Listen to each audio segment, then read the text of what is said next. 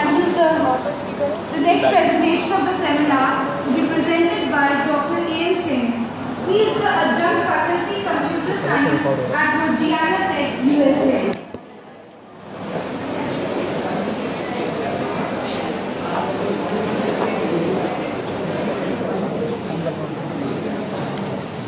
Hello, check. This is for next slide, previous slide.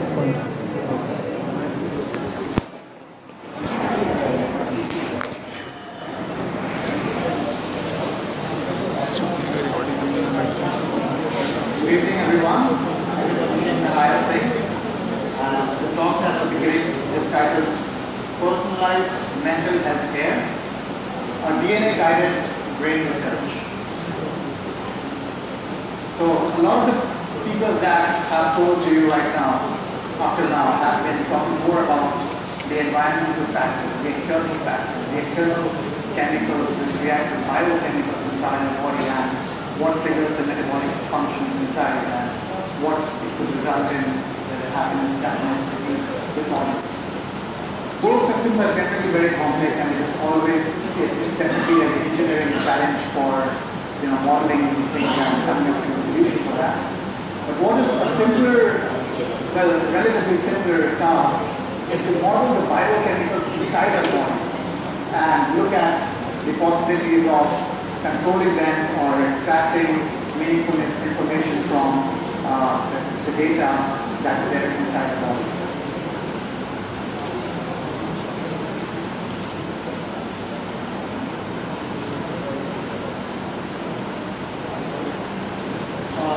So this is the DNA sequencing rate. It's a logarithmic graph.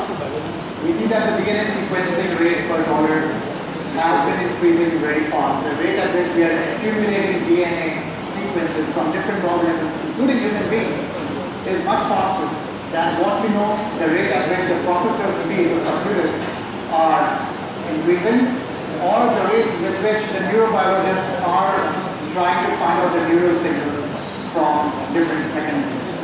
So definitely there's a wealth of information from the DNA, from the genome of the individual that can be captured to get out what we want, to extract meaningful information. So you and me or any two random individuals are definitely very, very similar, and so we are able to perform more or less the same task that we are being trained to do. However, we all exhibit a slight difference in the way we react to drugs, the way our traits are, and those differences can be to a large extent contributed to the variations that exist between any two individuals. Those variations can be polymorphism compared to a reference sequence. It can be a deletion, so two bases have been deleted from what a reference sequence is, or it can be an insertion compared to a reference sequence, few bases have been added. When I say bases, I think everyone is familiar with ATGMC. So this is the sequencer which sequences the DNA. The genome, human genome, is roughly 3 billion bases long, 3 into 10 power 9 bases long. So there is no sequencer which can do anything close to it, or even 0.1% close to this length. The reason is the chemistry behind the sequencing is so difficult that even though we get the sequence, the quality of it is so bad that we better restrict ourselves to smaller length rather than having a longer length, which is erroneous. So from a sequencer, we get all these sequences which can be as small as 30 bases or at maybe 1,000 bases. Typically, with the current generation, we have the sequences of the length to 200 bases or so, and it can be paired end. So one end in the front, one end from behind of the chunk, and the middle region is known as the random insert size or rough, for which we have rough estimate. So if we have a reference sequence, the ends are just a random thing that is essentially written for A, T, G, or C. Then what we can do is take these sequences and try to align in the whole 3 billion bases of reference genome. So I took out the first sequence and it got aligned exactly at one location. I took out the second sequence and it got aligned at another region, but it has a substitution of T with A and G with C. I took out the third sequence and it aligned it, but there's an alignment insertions here. I took out another sequence and I aligned it and found a deletion in the sequence there. So essentially, all these variations that are found can be put in the form of a program, in the form of an algorithm that we know that the front end is this, the back end is this, and there is a rough estimate size by which the matching should take place.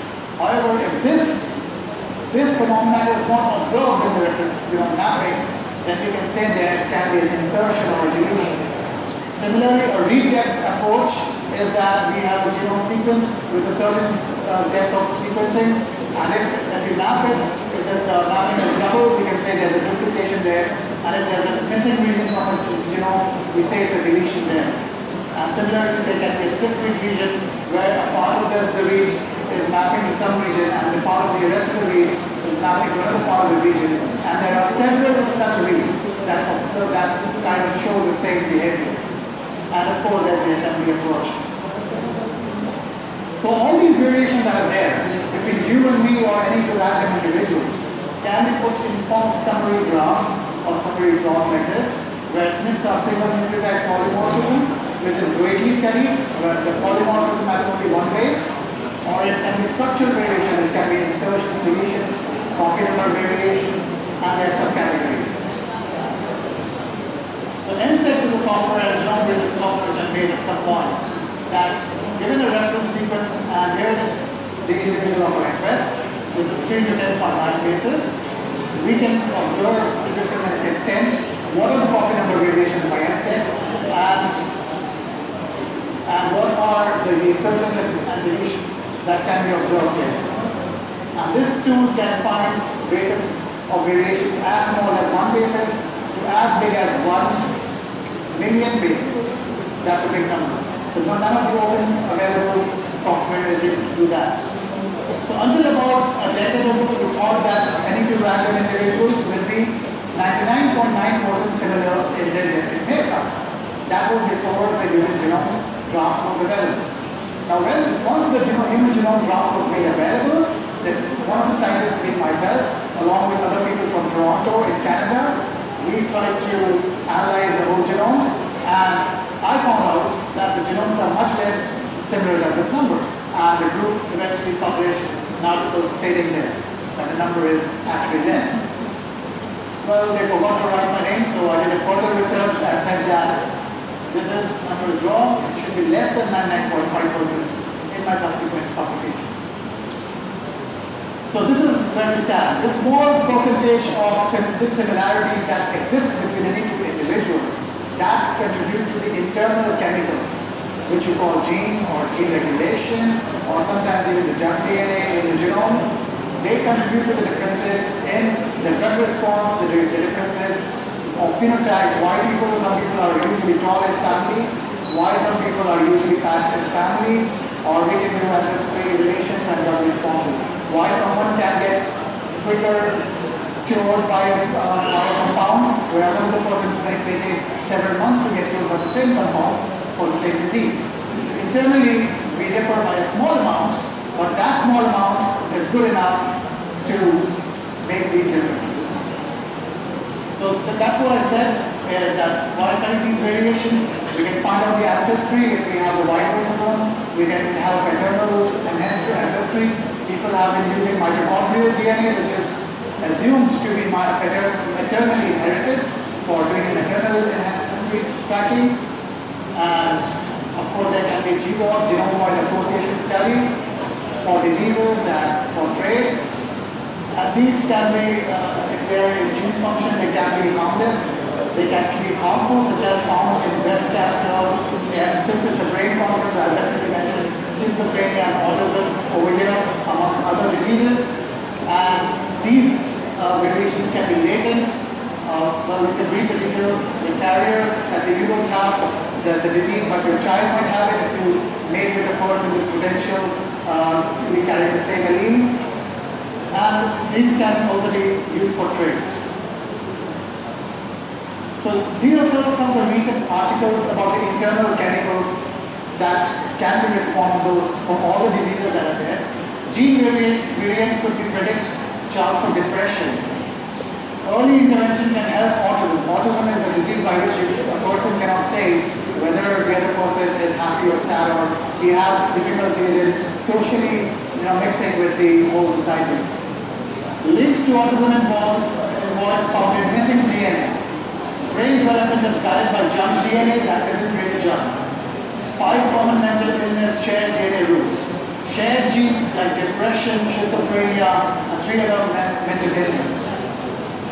And dopamine is a very common compound that is responsible for happiness of an individual, and its upregulation can be triggered by certain common metabolic pathways. So we see that the DNA research which is representing the internal chemical research, is in great rate already put into their foot into the established mental disorder and mental health happiness situation that is there. So we have people with autism who can't really communicate well. That's a mental disorder. We know ADHD, attention deficit, hyperactivity, dysfunction. Then major depression disorder. Actually, this is also disorder here. Then bipolar disorders, like what we know in movies, the split personality. Someone is very happy sometimes, someone is very sad at another point. We have the very problem of brain tumor or cancer. We know schizophrenia, which is like an extreme form of bipolar disorder, but it's defined slightly differently. So essentially, bioinformatics or medical informatics, or one of you guys who will graduate later, might become someone sitting on a supercomputer, having 3 lakhs of computers, and having 3 billion or the whole world population of DNA, or in the order of several petabytes, if not terabytes, trying to classify people in the form of their traits based on the genetic information, or based on the disease which the real scientists or the experimental wet lab scientists have found through literature. And it can definitely enhance the DNA research and significantly enhance the brain research in this way. But then there's an issue that it can be misused by health insurance, because the health insurance companies might get to know what you actually are before offering you the insurance. That's the reason why older people don't get good insurance than the younger people, because you know that as a young person, you will be more likely to get less of diseases. So if someone can get to know by your DNA makeup that you are going to get ill at the age of 30 or so, they will probably not get health insurance. So those kind of things are there. Human resources and employment might also misuse of it. Relations like your partner, your girlfriend, boyfriend, or if you're married to a spouse, you get to know that this person whom I'm married to might get ill when in a few years by certain diseases. That might put to jeopardy the relationship that is there. And then of course, not everyone is as literate as the scientists are, because we may convey you something and you might, or the general public might take it the other way, such as the case of HIV and AIDS, as not all HIV affected positive people are converted to AIDS. So similarly, it can be a case of misinterpretation. You say that you're a latent or a carrier person, but the person will think, oh, I am a diseased person. So coming to too much of DNA, now let's get back to the external world. Won't the external world matter? Is DNA, the genome, everything? I think the external world will matter a lot, and that's what the conference is all about, the neural system, the machine learning. How does your neural system make up into the kind of individual you are in? Your neural circuits is there with you when you were born and grows up as you're an adult. So it takes up a shape based on the kind of environment you grow up in. If I have a twin, one is being told to grow up in America, another person is being told to grow in Thailand or some other part of the world. By the time they are 18, they might look more or less similar, but their behavior, their disease pattern might be very different. In fact, at least their behavior, the traits will be severely different. So DNA is not definitely the only answer, but it's a blueprint. It can give you a quantitative, predictive answers to a lot of things. So what we come to is a GPU chip or neural for a neural chip-on-chip system. So what people have tried to do now is, what we are doing it with DNA chip, we can also probably do with neural chip. Grow the neural cell on a chip, give it a signal. Whenever there is a potential difference, what you call, the signals are generated, and then you can relay it in parallel, in an embarrassing parallel fashion, to a graphic processor unit, which is used for general purpose, and you can do lots of things by that. So here's an example, coming back to DNA. I was in Holland at some point, and I took in a family of 4 people. A105A is father, B is mother, C and D are daughters. And using the genome break softwares, the whole 3 GB of data are aligned. This alignment is a very computationally and data-intensive work. And once that is done, extraction of information like structural variations, nets, variations are not that difficult. So once that is extracted, I can actually zoom into the loci of interest where the gene is for a particular disease, say cancer or schizophrenia or mental retardedness, whatever the case be. I can zoom in and see the indels at that point, or I can even see the SNPs at that point. If I want to visualize it, or I can just simply get a calendar result of what the information is. And the bioinformatics is a prediction way. We have to validate it by use of molecular well bench techniques, which are the PCR. So for the Dutch population, about 2 kilobases of DNA was found to be really novel in the Dutch population, not found in any human beings, forget human beings, not found in any other database of any organism. So any particular peculiar characteristics of Dutch population can be to some extent attributed to this novel region which was found out. So the 4 individuals that I had, father, mother, and 2 daughters, even if I had the 2 daughters DNA extracted from the womb at the fetal stage, I might be able to easily tell everything about the individual, at least the DNA level. And it can be done from such as by sex determination. The number of SNPs found in C and D are more similar to the mother than to the father at the Y chromosome. Okay? So if I can find the sex of the individuals with so precision, I can tell everything else with much better precision. So that was done with SNPs, and this is done with SBs, indels. So you see there's a very finer line. The relative, if I go to the previous graph, this graph, the relative number is much more pronounced over here. Structural variations such as insertions and deletions are more subject to selection pressure, and we have more confidence on the results, the traits, whatever it contributes to, attributes to any disease, more on structural variation than on SNPs.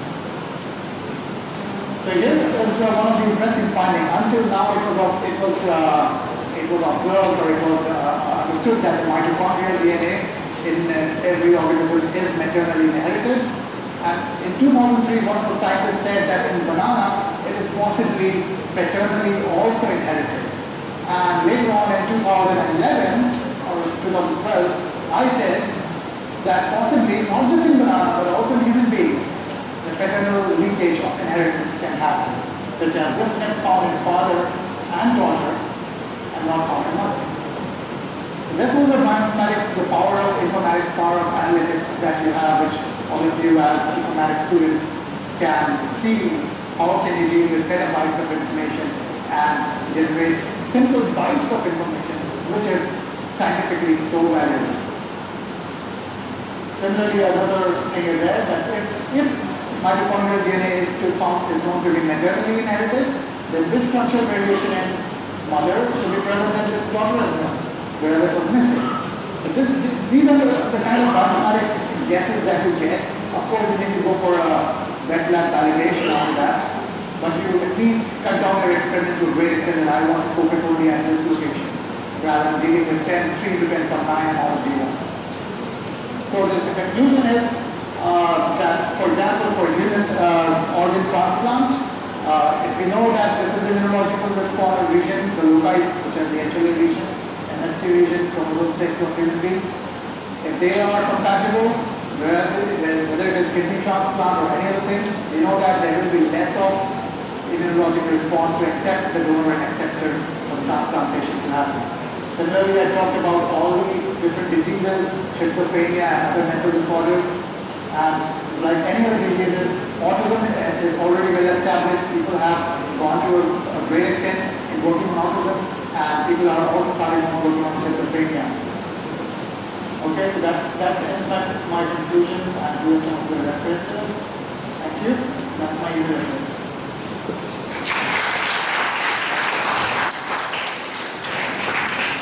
Questions, please.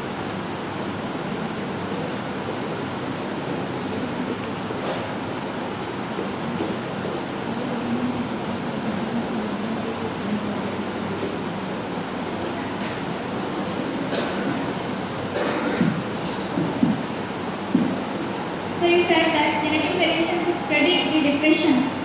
So is depression in the genetic disorder? Or it is the environmental or some mental state? So, for example, we know that there is a chemical called dopamine. If there are certain medicines, if you take in that, if it releases the dopamine, the depressed person becomes happy, right? So it essentially acts on that receptor which triggers the pathway for dopamine. Okay. So there is definitely a genetic inside us, DNA inside us, which codes for the protein that is responsible for the whole metabolic pathway. So if you have a DNA mutation, a harmful DNA mutation in that pathway, say such as the dopamine, which I mentioned in one of the references, definitely no matter how much meditation you do, no matter whatever you take as injection, it's not going to work. So your body and the environment has to act together. It's not just the environment, it's not just the body, it has to, it's a both way. Sir, in the Parkinson's disease, there is decrease in the number of dopamine receptors. Well, I can't tell research on Parkinson's disease, but there must be DNA research, DNA level work in Parkinson's disease. Can you detect in early stage? Yes. So you get a blueprint from the DNA, you can detect it at the early stage. But as I said, DNA gives you analysis, gives you a certain prediction. It's not just the only answer. There are neural systems, neurobiological systems, the external environment, your lifestyle, how you eat, those things which affect the internal chemicals on the DNA or the protein that as a whole completeness gives a reaction. Okay. Thank you very much.